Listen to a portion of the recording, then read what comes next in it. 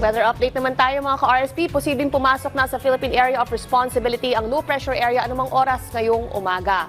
Babala ng Pag-asa, posibleng maging ganap na bagyo ang LPA bukas o mamayang gabi. Sa araw ng Huwebes din magpapaulan ang potensyal na bagyo na ito at maaari nang magtaas ng signal warning. Sa ngayon, huling namataan ng LPA sa layo na 1,200 kilometers east ng southeastern Luzon. At ayon po sa Pag-asa, unang tatama ang potensyal na bagyo ito dito sa bahagi ng Silangang Visayas o sa Caraga Region sa araw ng Sabado at tatawid yan sa Kabisayaan.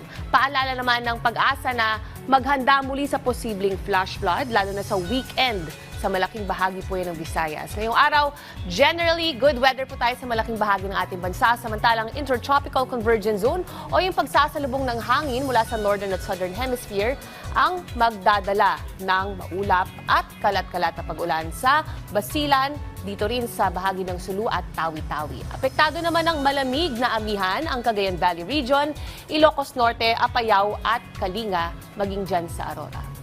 Yan muna ang latest dito sa weather.